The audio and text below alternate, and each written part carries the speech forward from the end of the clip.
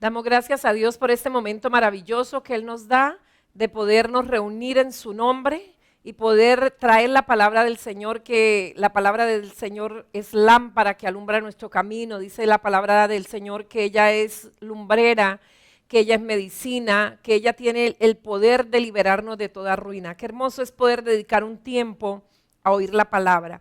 Y yo le voy a invitar que tomes la Biblia en su mano. Si no tiene Biblia, recuerde que la Iglesia Misionera Embajadores de Cristo tiene toda una oferta de Biblias para ustedes, de todos los tamaños, colores, precios, versiones. Y es muy importante que usted tenga su Biblia personal, esa Biblia que usted puede subrayar, puede marcar, puede tomar nota.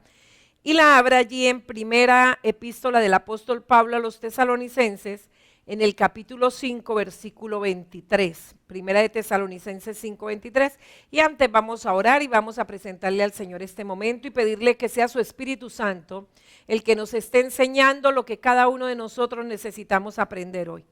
Padre, en el nombre de Jesús, damos muchas gracias por esta oportunidad maravillosa que tú nos das de reunirnos en el nombre de Jesús. Tu palabra dice que donde 2 o 3 se reúnan en tu nombre, ahí tú estás, Señor, en cada hogar, en cada empresa, en cada lugar, Señor, donde mis hermanos, mis hermanas estén reunidos. Declaramos que tu presencia está allí y tu presencia está trayendo sanidad. Tu presencia está trayendo liberación, tu presencia está dando vida, está proporcionando vida en el nombre de Jesús. Hoy declaro toda enfermedad sea quitada de tu cuerpo, toda enfermedad se va ahora, porque escrito está en la palabra, ciertamente Jesús llevó todos nuestros dolores y llevó todas nuestras enfermedades y por su llaga fuimos nosotros sanados. Hoy declaramos sanidad y medicina en el nombre de Jesús. Hoy declaramos que la palabra trae libertad a su vida y te libera de toda ruina espiritual, emocional,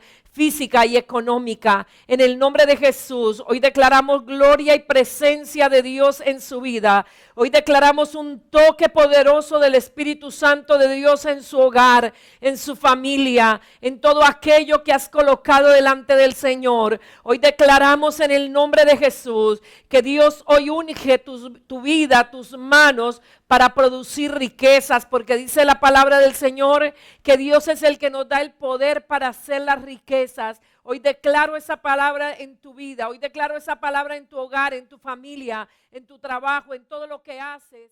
Y vamos a leer el verso que habíamos seleccionado, primera de Tesalonicenses 5:23, ya usted lo tiene ahí, y dice así de la siguiente manera: y el mismo Dios de paz os santifique por completo, y todo vuestro ser, espíritu, alma y cuerpo, sea guardado irreprensible para la venida de nuestro Señor Jesucristo.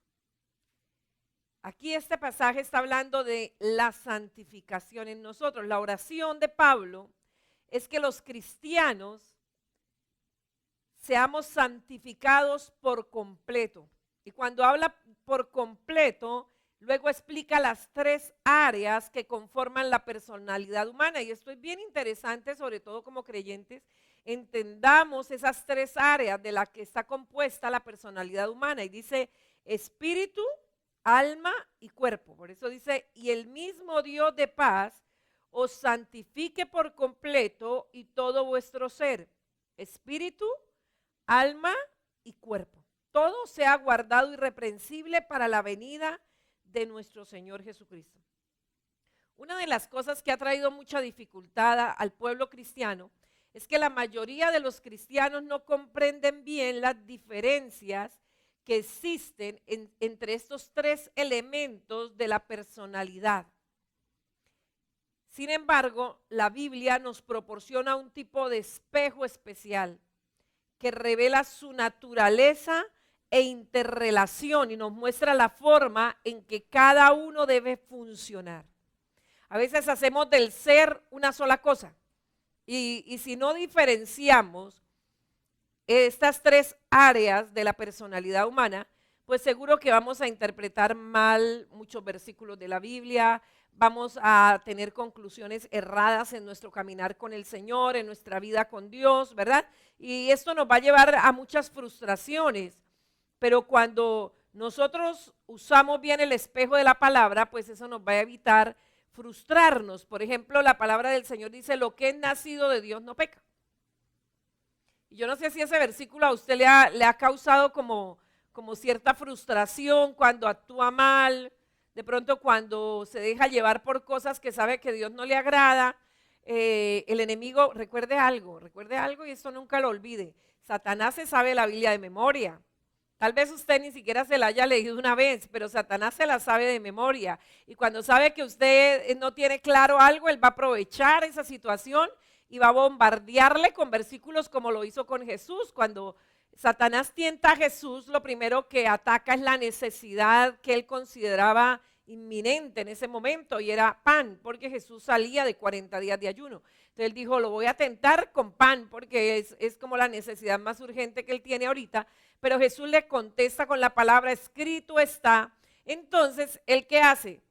Usa la palabra y trae una tentación con la palabra, pero Jesús vuelve y le responde con la palabra. Entonces, algo que Satanás muchas veces puede usar para tentarle a usted o para llevarlo a la frustración o para llevarlo a un error o a un engaño, puede ser la palabra, sacándola del contexto o llevándola a una interpretación que no corresponde. Y por eso es tan importante que usted lea muchas veces toda la Biblia, la entienda, la comprenda. Siempre que vaya a leer la palabra, pídale al Espíritu Santo que le guíe, que le enseñe. Porque cuando no usamos bien este espejo, que es la palabra, nos exponemos a muchas frustraciones interiores y a desarmonía. Entonces yo leí ese versículo de lo que es nacido de Dios no peca, pero no sé si hay algún cristiano que desde que se convirtió no haya cometido un solo pecado. Yo creo, como dijo el Señor, el que esté sin pecado, tire la primera piedra, porque no solamente se peca por lo que hace, sino también por lo que muchas veces se deja de hacer.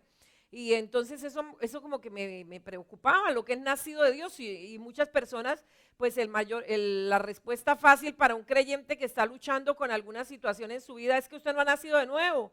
Le dicen, porque la Biblia dice que lo que es nacido de Dios no peca. Entonces, si usted no ha podido liberarse de eso, es porque usted no ha nacido de nuevo, ¿verdad? Y eso pues lleva a una frustración terrible a cualquier creyente. Pero cuando entendemos la diferencia entre cuerpo, alma y espíritu, y entendemos qué es lo que nace de nuevo cuando nosotros venimos a Jesús, pues eso nos lleva a entender claramente lo que la palabra nos está diciendo allí. Y la Biblia dice que lo que es nacido de Dios en nosotros, ¿qué es? El espíritu. El alma no nace de nuevo, el cuerpo no nace de nuevo, sí se afectan por el nuevo nacimiento positivamente, pero no nacen de nuevo. Lo que nace de nuevo cuando nosotros recibimos a Jesús es nuestro espíritu. Por eso el testigo interior más seguro que usted tiene, al cual más debe atender, aparte de la palabra de Dios y del Espíritu Santo, es su propio espíritu, porque en su espíritu habita el Espíritu de Dios y Él es el testigo que le aprueba o nos desaprueba lo que nosotros hacemos. Y entonces vamos a entrar en este estudio, lo vamos a hacer a través de varias enseñanzas, para que podamos discernir claramente lo que proviene del espíritu y lo que proviene del alma. Eso nos va a ayudar muchísimo en nuestro caminar cristiano, en ser personas que llevemos mucho fruto para el Señor, en que el enemigo no encuentre como falta de conocimiento para desviarnos de lo que Dios quiere hablar a nuestras vidas. Y comencemos en la creación del hombre. Allí en Génesis capítulo 1, versículo 26 y 27, Génesis 1, 26 y 27, perdón, 26, la palabra del Señor dice, hagamos al hombre a nuestra imagen y semejanza. Cuando el Señor dijo hagamos al hombre a nuestra imagen y semejanza, esa imagen tiene que ver con nuestro ser, con la apariencia externa del hombre, de una forma que es exclusiva de los humanos. Los seres humanos somos diferentes a todo el resto de la creación y esto refleja la apariencia externa de Dios. Por eso cuando el Hijo de Dios vino al mundo, vino a la tierra, lo hizo en forma de hombre. Él no lo hizo en forma de algo extraterrestre no, lo hizo en forma de hombre. También la semejanza se refiere a la naturaleza interna del hombre. Las Escrituras describen a Dios como un ser trino, Padre, Hijo y Espíritu Santo. Y de la misma forma nos revela que el hombre es un ser trino. Somos un ser trino, espíritu, alma y cuerpo. Y la historia de la creación nos revela, o de la creación del hombre, nos revela cómo se formó su naturaleza trina. Leamos allí en Génesis capítulo 2, versículo 7. Génesis 2:7, la palabra del Señor dice de la siguiente manera: entonces Jehová Dios formó al hombre del polvo de la tierra y sopló en su nariz aliento de vida, y fue el hombre un ser viviente. Allí nos revela cómo fue la creación del hombre en su naturaleza trina. Por eso el espíritu del hombre proviene del hálito de Dios. Dios lo primero que hizo fue transformar el barro. Dice que tomó barro en sus manos y le dio forma humana, y ese barro lo transformó en carne humana para formar su cuerpo. En ese instante se convirtió en un alma viviente. El alma, que es un ser eterno, pero que no es el espíritu, porque es que ahí está el mayor problema, porque el mayor problema no está en confundir el cuerpo con el espíritu, no, sino en confundir el alma con el espíritu. O sea, hacemos una división, dos partes: lo humano, o la carne, o lo físico, y lo espiritual. Pero el ser humano tiene tres partes: dos eternas y una que es materia. Por eso la palabra del Señor habla del hombre como tomado del barro y al barro a devolver. El alma está formada de esta manera. El alma es el ego, es la personalidad individual, y el alma posee tres elementos, como la voluntad, el intelecto y las emociones. El alma tiene la responsabilidad de tomar las decisiones personales y se expresa a sí misma de tres frases: yo quiero, que proviene de la voluntad; yo pienso, que proviene del intelecto; y yo siento, que proviene de las emociones. Por eso cuando uno dice, no, es que yo quiero, o yo pienso, o yo siento, ¿de dónde proviene eso que estamos declarando? Del alma, del alma. A menos que el alma o que la persona reciba el toque de la gracia sobrenatural de Dios, o sea, el nuevo nacimiento, y se deje guiar por el Espíritu, serán estas tres motivaciones las que van a controlar la conducta humana. Por eso una persona no nacida de nuevo, una persona que no ha entregado su vida a Jesús como su Señor y Salvador, está controlado por la voluntad, por el intelecto y por las emociones. O sea, todo está centrado en lo que yo quiero, yo pienso y yo siento.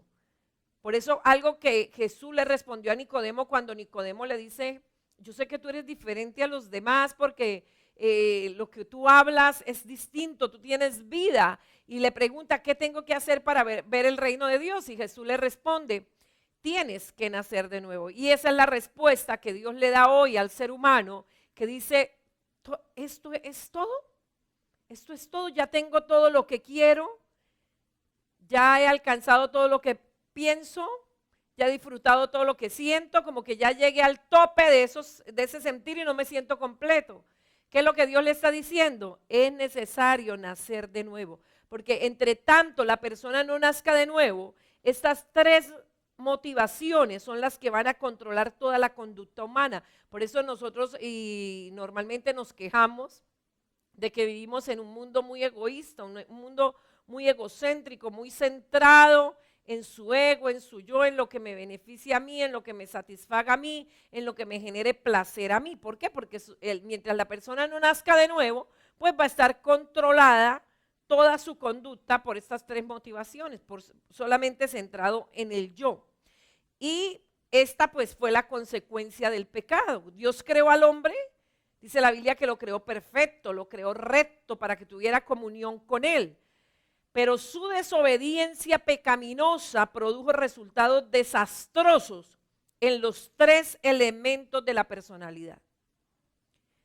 Dios le había advertido a Adán y Eva lo que sucedería si ellos no obedecían el mandato de Dios, y el mandato de Dios era tan sencillo, y hoy los mandatos de Dios siguen siendo sencillos, porque la palabra del Señor dice, mi carga es ligera, mi yugo es fácil de llevar. O sea, Él nunca nos está pidiendo cosas que no podamos hacer o cosas que nos van a hacer daño. Todos los mandamientos de Dios se fundamentan en su amor por cada uno de nosotros. Por eso todos los mandamientos de Dios están para protegernos.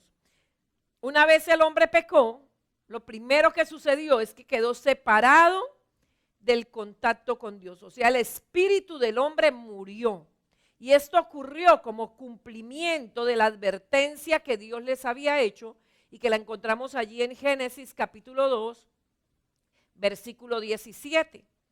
Génesis capítulo 2, verso 17, Dios les había advertido esto. Y esto sucedió porque Dios lo que dice lo cumple. Dice la palabra que Dios no es hombre para que mienta, ni hijo de hombre para que se arrepienta. Lo que Él dijo, Él lo hará.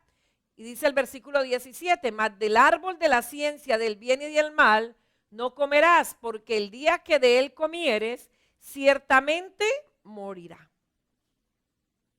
Ellos creyeron inicialmente a la palabra, pero el día que vino la tentación, vino el tentador, puso en duda la palabra. Y esa es la misma estrategia que Satanás sigue usando hoy. Tal vez usted nació de nuevo, entregó su vida a Jesús, iba súper bien en su caminar con Dios, pero Satanás comenzó a traer dudas acerca de la palabra de Dios. Tal vez usó a alguien o simplemente empezó a bombardear su mente atravesando ciertas circunstancias o cierta prueba. El enemigo le puso a dudar de la palabra. Esa fue la estrategia que usó con Eva. Eva le dijo, no, Dios dijo que el día que comamos de él vamos a morir. Y Satanás le dijo, no, lo que pasa es que Dios sabe que el día que ustedes coman de ese árbol van a ser semejantes a él, conociendo el bien y el mal. Lo que no le dijo fue las consecuencias que traería sobre ellos tal conocimiento. Y una vez comieron, inmediatamente se rompió el contacto con Dios. El espíritu del hombre murió. Y el cuerpo de Adán ahora quedó sujeto a la corrupción, es decir, a la enfermedad, al deterioro y a la muerte. Las personas dicen, pero si Dios es bueno, ¿por qué existe la enfermedad? Dios creó al hombre perfecto, pero una vez el hombre pecó, la muerte tomó poder sobre el hombre y afectó todas las tres áreas de la personalidad. Adán fue sujeto a la corrupción, o sea, la enfermedad pudo atacar a Adán, el deterioro y la muerte. Con el tiempo, Adán dejó de funcionar y murió, más o menos 900 años después de haber pecado. Adán murió. Y mediante el ejercicio de su voluntad en desobediencia directa hacia Dios, porque algo que Dios nunca nos va a quitar es el libre albedrío. Él no quiere robots, Él no quiere maniquís en sus manos, no, Él quiere personas dispuestas a hacer la voluntad de Él. Eso es lo que Él busca. Dice que los ojos de Jehová rodean toda la tierra buscando a alguien que quiera agradarle para Él demostrar su poder a través de esa persona. Y mediante ese ejercicio de la voluntad, que es algo que está en el alma, por eso el alma decide obedecer o decide no obedecer. Mediante esa voluntad en desobediencia directa hacia Dios, el hombre se convirtió en un rebelde en lo profundo de su alma. Desde aquel entonces, desde Adán, todos los descendientes de Adán hemos heredado la naturaleza rebelde. Tal vez nos quedamos, pero ¿por qué tanta rebeldía? Entre más la persona se ejercita o ejercita su voluntad en la desobediencia directa hacia Dios, más rebelde se vuelve. Entonces cada generación es más rebelde que la anterior. La próxima, si alcanza a llegar a la próxima, será mucho más rebelde, ¿verdad? ¿Y por qué? Porque realmente la naturaleza del pecado está ahí, el no reconocer autoridad, en la rebeldía. Por eso la Biblia dice que la rebeldía es como la hechicería, como la brujería. Hay muchas personas que dicen, ay no, yo la brujería no, pero son rebeldes, entonces para Dios eso es igual. Efesios capítulo 2, versículos 1 al 3, allí el Espíritu Santo a través de Pablo describe los resultados de la rebelión que nos han afectado a cada uno de nosotros. Tal vez no todas las cosas o en todas las áreas o las personas no han caído en todos los pecados, pero sí la naturaleza ha sido afectada en todos los seres humanos. Y Pablo describe los resultados de la rebelión que nos han afectado. Y él dice la palabra del Señor allí en el versículo 1, dice, y Él os dio vida a vosotros cuando estabais muertos en vuestros delitos y pecados, en los cuales anduvisteis en otro tiempo, siguiendo la corriente de este mundo, conforme al príncipe de la potestad del aire, el espíritu que ahora opera en los hijos de desobediencia, entre los cuales también todos nosotros vivimos en otro tiempo, en los deseos de nuestra carne, haciendo la voluntad de nuestra carne y de los pensamientos, y éramos por naturaleza hijos de ira, lo mismo que los demás. Ese es el estado del hombre no nacido de nuevo. Ese es el estado del hombre como nace. Y como resultado del pecado, todos los seres humanos, nadie se ha escapado, hemos estado muertos en nuestro espíritu. En nuestra alma hemos estado en rebeldía contra Dios. Y nuestros cuerpos también han sufrido los efectos de la enfermedad, el deterioro y la muerte. Esas son las consecuencias de haber pecado, de haber entrado en rebeldía, de no haber atendido el mandato de Dios que Él había dado. Sin embargo, dice la Biblia que el amor de Dios es tan grande, dice Dios es lento para la ira y grande en misericordia. Ese amor incomparable de Dios es tal que siempre anhela la restauración de su comunión en el hombre. La palabra del Señor nos dice allí en Santiago capítulo 4, versículo 5. La palabra del Señor dice de la siguiente manera: ¿o pensáis que la Escritura dice en vano? El Espíritu que Él ha hecho morar en nosotros nos anhela celosamente. Mire, algo que Dios desea es volver a tener comunión con el hombre. El mismo día que Adán y Eva pecaron, ese mismo día Dios declaró el plan redentor a través de su Hijo Jesucristo. Por eso algo que Él quiere es que confiemos en Él. O sea, en ese momento Él ya sabía cómo iba a resolver esa situación, pero entendamos algo. La voluntad depende de cada uno. Somos libres en nuestra voluntad. Dios no nos obliga. Mediante el sacrificio de Jesús en la cruz, Dios abrió un camino para restaurar esa comunión que se perdió. Él anhela volver a tener comunión con usted. Por eso Él dice, hijitos, si alguno hubiere pecado, no dice no vuelva a la iglesia, salga corriendo, no. Hijitos, si alguno hubiere pecado, dice, abogado tenemos para con el Padre a Jesucristo el justo. Y Él es la propiciación no solamente por nuestros pecados, sino por los de todo el mundo. Hay salvación para todo el mundo. Pero recuerde, el alma está involucrada a través de la voluntad, a través de la voluntad. Por eso al volvernos a Dios, por medio de Jesucristo, nuestro espíritu vuelve a cobrar vida.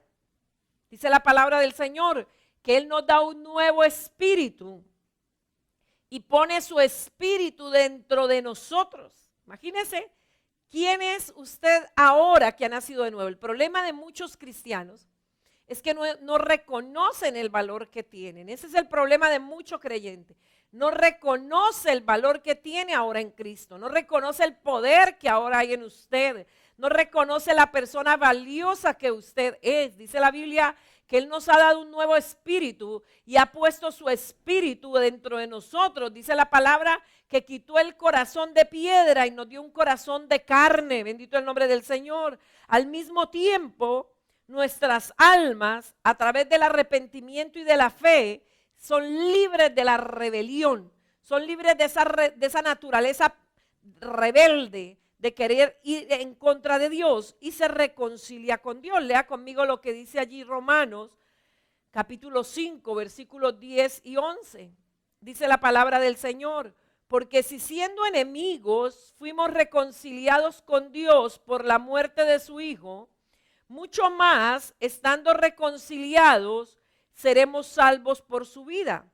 Y no solo esto, sino que también nos gloriamos en Dios por el Señor nuestro Jesucristo, por quien hemos recibido ahora la reconciliación. Cuando nosotros reconocemos que todos hemos estado en rebelión contra Dios, porque hay personas que se creen tan justas que dicen que no necesitan del Señor, que no necesitan ser salvos, que ellos son buena gente, que ellos tratan de ser buenas personas, pero la Biblia nos revela que eso no es suficiente para ser salvo, que todo ser humano, por venir de Adán, nace en estado de rebelión contra Dios. Cuando comprendemos esto, comprendemos por qué es que no puede haber salvación genuina sin un arrepentimiento. Y el arrepentimiento significa dejar a un lado nuestra rebelión y someternos al gobierno justo de Dios. Por eso la Biblia dice que si confiesas con tu boca que Jesús es el Señor, o sea, no es solamente meras palabras ahí por decirlas, sino que usted declara que el que va a gobernar su vida a partir de ahora es Él, que usted no va a estar sujeto más o sujeta más a ese estado de rebelión en el que usted nació, en ir en contra de Dios, sino que usted se va a someter a ese gobierno justo de Dios, porque no hay nadie más justo que Dios. Eso proporciona salvación. En el momento que usted abandona la rebeldía y se somete al gobierno del Señor, reconoce que Él es el Señor de su vida, que Él no se quedó en la tumba, que Él resucitó al tercer día y que es el Señor a quien se le debe toda la honra, toda la gloria y toda la alabanza, ante el cual se doblará toda rodilla, dice la palabra, de lo que esté arriba en los cielos, abajo en la tierra, en las aguas, debajo de la tierra, y un día toda lengua tendrá que confesar que Jesús es el Señor. De este lado de la eternidad lo haremos para salvación. Del otro lado será para juicio, pero toda rodilla un día se tendrá que doblar ante Él. Por eso ese orgullo que te has tenido sometido al pecado, que no te deja doblegar su vida al gobierno de Jesús, yo le invito, dobléguese, reconozca que eres pecador, pecadora, que eres una persona rebelde, que has nacido en rebeldía, no porque lo decidiste, sino porque lo heredaste. Y una vez reconoces a Jesús, reconoces que eres rebelde ante Dios y que necesitas a Jesús como el Señor y Salvador, esa salvación también va a traer beneficios para el cuerpo. Porque libres de la esclavitud del pecado, dice la palabra que nuestros cuerpos ahora se convierten en templos en los que habita el Espíritu Santo y que nuestros miembros se convierten en instrumentos de justicia.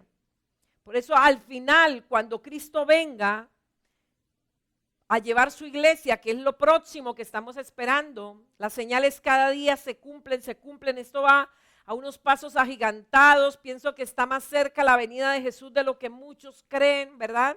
Él está a las puertas, ya el mundo dice no más, no aguantamos más. La misma tierra, dice la Biblia, gime a causa del pecado que se comete contra ella. Estamos a punto de que suene la trompeta y dice la palabra del Señor que los que estemos vivos seremos transformados. Y los que han partido con el Señor, sus cuerpos así hayan sido cremados, dice la palabra del Señor, que Él mandará que el alma junte ese cuerpo y será transformado. Y los que estemos vivos también seremos transformados y recibiremos al Señor en el aire y allí estaremos siempre con el Señor. En ese momento nuestros cuerpos serán transformados en cuerpos inmortales como el del mismo Señor Jesús cuando resucitó. Usted puede leer esto allí en 1 Corintios 15, ahorita no lo vamos a leer, pero tome nota y lea ese capítulo, 1 Corintios 15, y allí le explica cómo ese cuerpo va a ser transformado, hasta se lo van a quitar a los gusanos nuestro cuerpo, ¿verdad? Hasta el que se volvió polvo volverá a revivir, dice la palabra del Señor, para que estemos en cuerpo, alma y espíritu con el Señor. Y tal vez usted diga, bueno, pero ¿esto qué aplicación tiene en el desempeño de nuestro papel en esa batalla espiritual que tenemos como discípulos del Señor? Ya entendiendo cómo nacemos y lo que ocurre cuando somos cambiados por el Señor, cuando nacemos de nuevo, entonces podemos entender cuál es la función que nosotros tenemos en esa batalla espiritual como discípulos de Él. Jesús encomendó a los discípulos antes de partir, después de resucitar y antes de partir para estar con su Padre, Él le encomendó a los discípulos que hicieran discípulos en todas las naciones. No le dijo hagan simpatizantes, no, hagan discípulos. Y luego les habló de la formación del carácter del soldado, que es lo que llamamos el discipulado. Una cosa es el día que hablamos de Jesús y la persona entrega su vida y nace de nuevo. Ese día sucede el milagro de la salvación, Dios le da un nuevo espíritu, a esa persona pone su espíritu dentro de él, pero luego tenemos que comenzar a trabajar con el área del alma, porque en el alma hay que formarle el carácter de un discípulo de Jesús.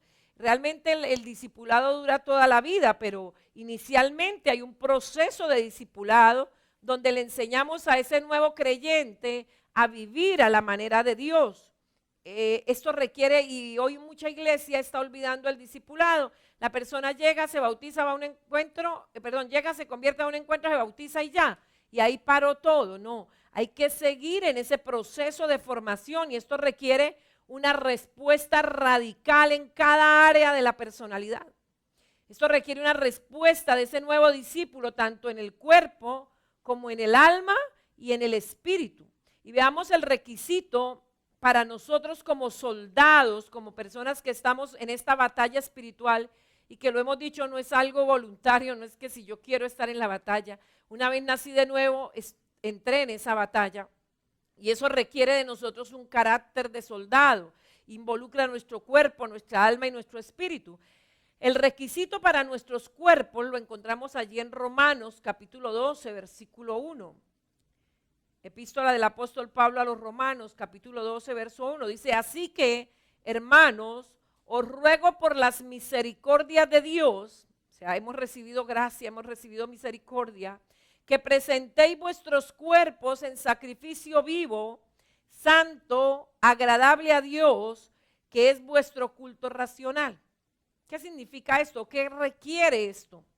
Esto requiere que ofrezcamos nuestros cuerpos sobre el altar del Señor en sacrificio vivo, a semejanza del pueblo de Israel que ofrecía un sacrificio en el altar del Señor, pero ese sacrificio moría, ese cordero moría. El nuestro es vivo, amén.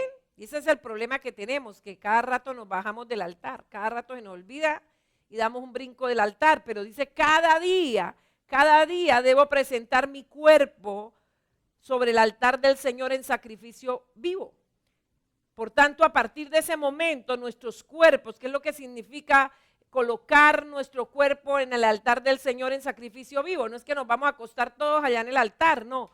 Lo que significa es que a partir de ese momento, nuestros cuerpos ya no nos pertenecen, son propiedad de Dios, son templo de Dios. Nosotros somos simples administradores de ese templo que es su cuerpo ahora, que tendremos que darle cuenta a Dios por la forma en que hayamos cuidado de ese templo. Dice la Biblia, el que destruyera el templo del Señor, Dios le destruirá a él. ¿Por qué? Porque su cuerpo, usted ya no puede hacer con el cuerpo lo que le antoje. Yo creo que el médico ya le dijo, mire, usted la gaseosa ya tiene que dejarla. Eso no pasa nada, yo hago lo que a mí me dé la gana. Un creyente así no ha puesto su cuerpo en sacrificio, ¿verdad? O muchas personas prestan su cuerpo para la fornicación o para el adulterio, o prestan sus ojos para ver pornografía, o prestan sus oídos para oír chistes de doble sentido, o prestan su boca para hacerle daño a otras personas, ¿verdad? Muchas actividades se hacen con el cuerpo que desagradan al Señor, pero dice la palabra del Señor, de toda ella tendremos que dar cuenta. Por desgracia podemos decir, demasiados cristianos en la actualidad siguen tratando sus cuerpos como si todavía les pertenecieran y los estuvieran libres para hacer con ellos lo que les plazca. Si su cuerpo es templo del Espíritu Santo, usted ya no puede vestirlo de cualquier manera, como a usted le dé la gana. Usted no puede presentar su cuerpo de manera lujuriosa, sensual, para que personas vulgares codicien su cuerpo con deseos deshonestos. Porque recuerde que ya no es su cuerpo, ya es templo del Espíritu Santo.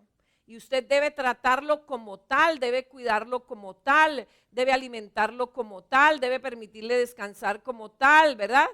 Muchas personas, aún creyentes, se cortan las venas, se imprimen cosas en su cuerpo. La Biblia dice no imprima señal sobre él, porque a Dios no le agrada eso. Esa costumbre no viene de parte de Dios, viene más de culto a los muertos y otras cosas, ¿verdad? Pero muchos cristianos siguen haciendo con su cuerpo lo que les da literalmente la gana. Pero la Biblia dice que nosotros somos administradores de Dios y un día vamos a tenerle que dar cuenta a Dios con lo que hicimos mientras estábamos en el cuerpo, dice la palabra, sea bueno o sea malo.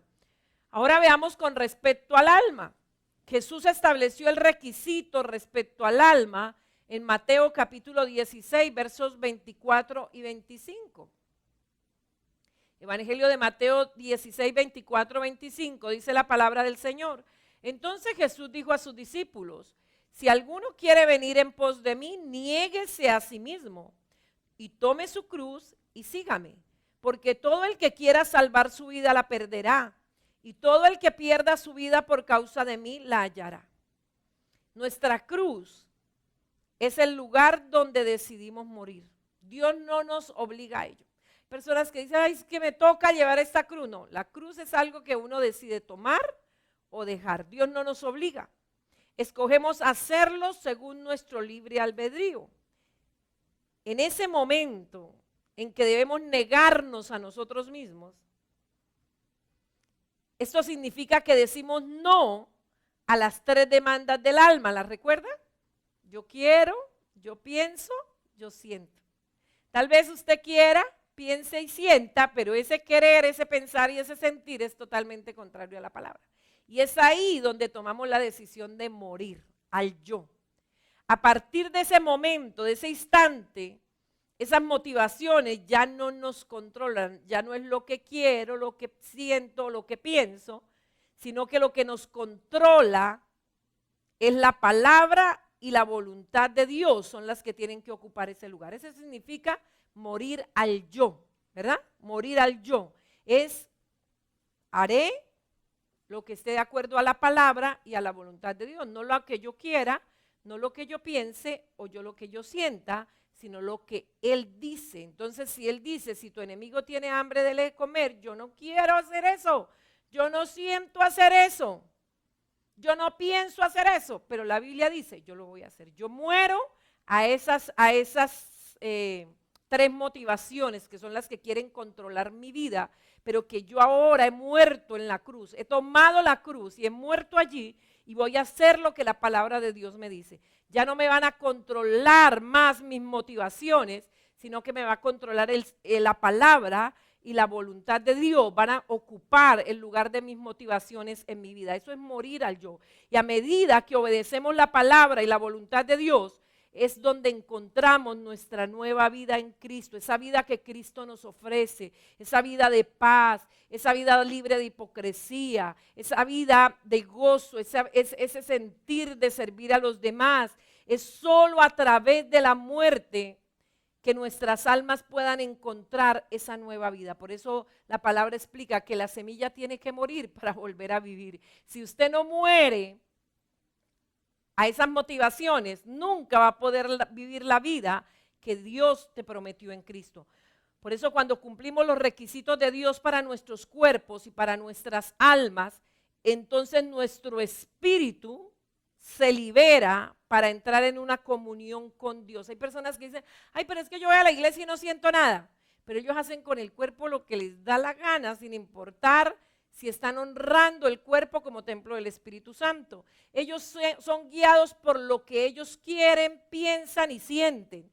De esa manera el espíritu que hay dentro de usted no se puede liberar para entrar en una comunión con Dios, que es todavía más maravillosa que aquella que se perdió en la caída. Recuerde que Adán y Eva tenían comunión con Dios. Cuando Dios venía tenía comunión con ellos. Ahora Él está todo el tiempo en nosotros. Lea conmigo lo que dice 1 Corintios capítulo 6, versículos 15 y 16.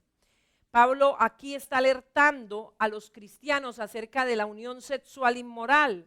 Y dice, ¿no sabéis que vuestros cuerpos son miembros de Cristo? ¿Quitaré pues los miembros de Cristo y los haré miembros de una ramera?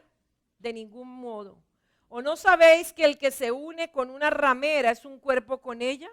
Porque dice, los dos serán una sola carne. Y el verso 17 continúa diciendo, pero el que se une al Señor, un espíritu es con él. Aquí la implicación es clara. El espíritu redimido, nacido de nuevo, ahora puede disfrutar de una comunión con Dios que es tan cercana e íntima. Sin embargo, el que experimenta esa unión íntima con Dios es solo el espíritu, no el alma y el cuerpo. Por eso es importante poner el cuerpo sobre el altar del Señor. Jod hizo voto con sus ojos. Yo no sé qué le esté dando guerra a usted en el cuerpo, si son los ojos, el oído, la boca. ¿Qué es lo que le da guerra? Colóquelo sobre el altar del Señor. Amén. Si usted no ha sometido el alma, no ha muerto, no ha tomado la cruz, no ha decidido morir a ciertas cosas del yo quiero, yo pienso, yo siento, que no glorifican al Señor, no podrá tener esa comunión íntima con Dios, porque la comunión íntima, el espíritu tiene que ser liberado. Y es básicamente mediante el acto de adoración que nuestro espíritu entra en esa unión. Lea conmigo allí en Juan capítulo 4, versos 23 y 24.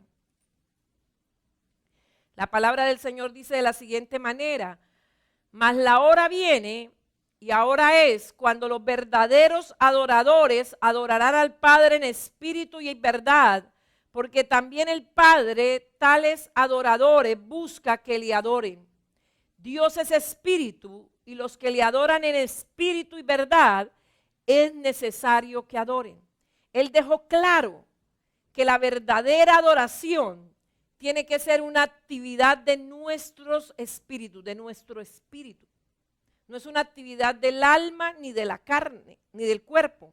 La iglesia de hoy en día entiende muy poco acerca de la naturaleza de la adoración, sobre todo porque no discierne la diferencia entre espíritu y alma. Por eso es tan importante tener ese discernimiento entre espíritu y alma. La adoración no es un entretenimiento. A veces decimos, vamos a tener una tarde de adoración. Y lo que hay es una tarde de entretenimiento. Eso es para el teatro, no para la iglesia. Eso es para otros lugares. Tampoco la adoración es lo mismo que la alabanza. Nosotros alabamos a Dios con nuestras almas y eso está bien que lo hagamos así.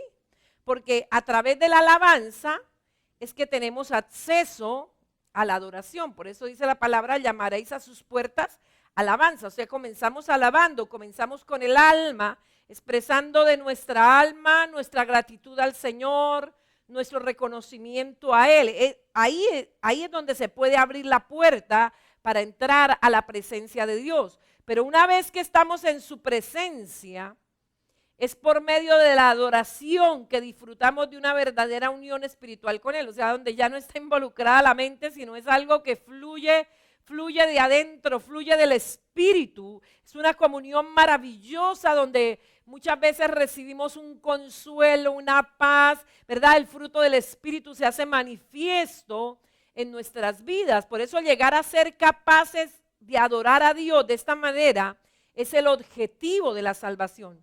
Primero en la tierra y después en el cielo. Allí estaremos siempre con Él. Pero no es fácil. Por eso la palabra dice que el Padre busca tales adoradores. O sea, no se encuentran en todas partes.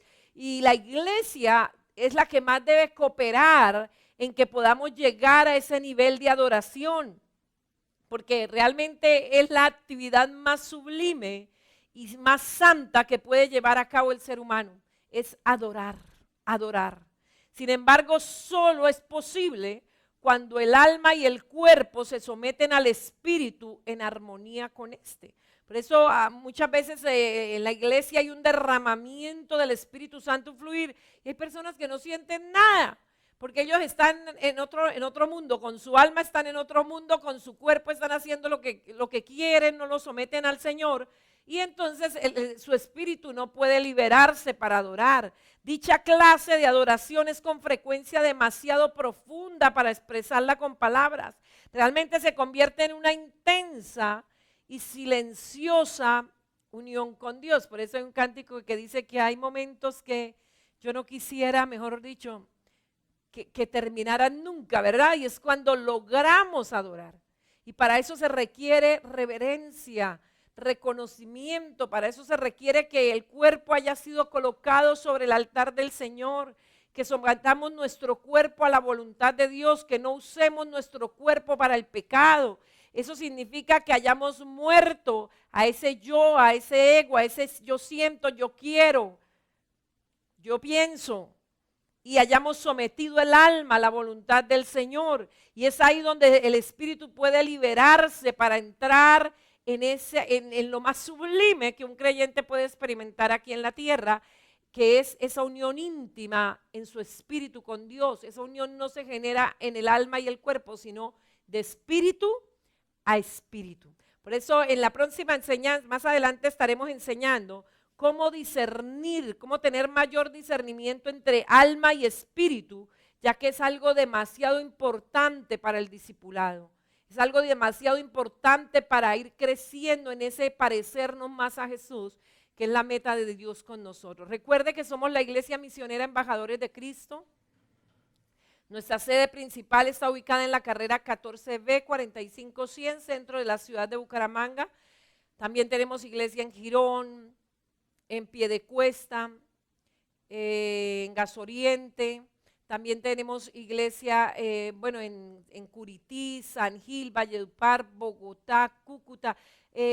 Donde usted se encuentre, comuníquese con nosotros. Puede comunicarse a los teléfonos 642-0408 o 652-4629, o a través de las redes sociales también nos puede escribir, darnos sus testimonios, cómo ha sido este programa de bendición para su vida. Le invitamos a que lo comparta con sus contactos, alcancemos al mundo para Jesús. Si usted aún no ha recibido a Jesús, no ha nacido de nuevo, yo le invito para que haga esta oración conmigo. Repita estas palabras, dígale: Señor Jesús, yo te necesito.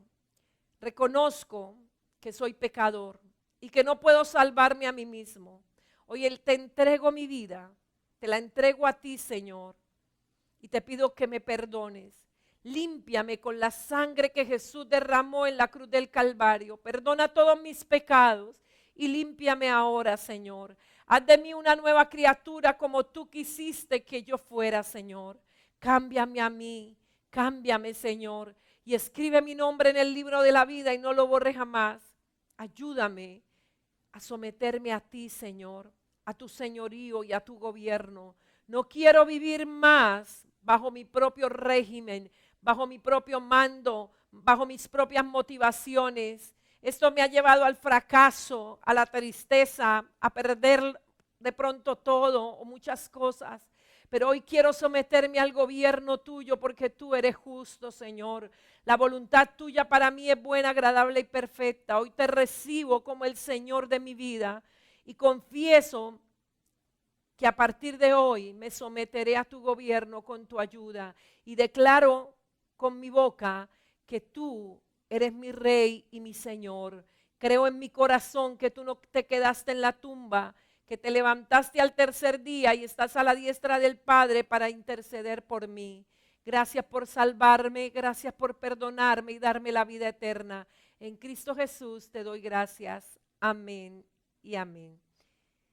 Recuerde, la librería Embajadores de Cristo tiene maravillosos descuentos para usted. Encuéntrenos en Instagram, en Facebook y haga su pedido, se lo enviaremos a domicilio.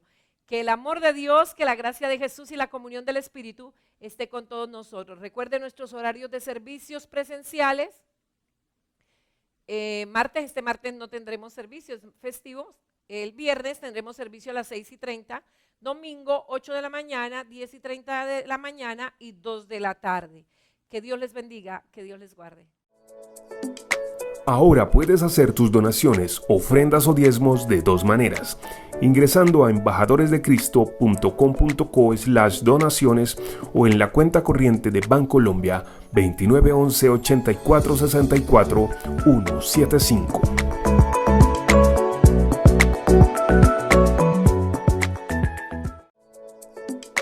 Ahora puedes hacer tus donaciones, ofrendas o diezmos de dos maneras.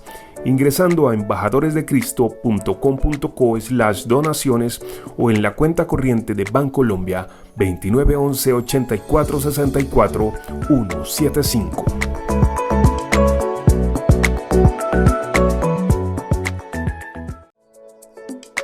Ahora puedes hacer tus donaciones, ofrendas o diezmos de dos maneras. Ingresando a embajadoresdecrisто.com.co/donaciones o en la cuenta corriente de Bancolombia 2911 84 64 175.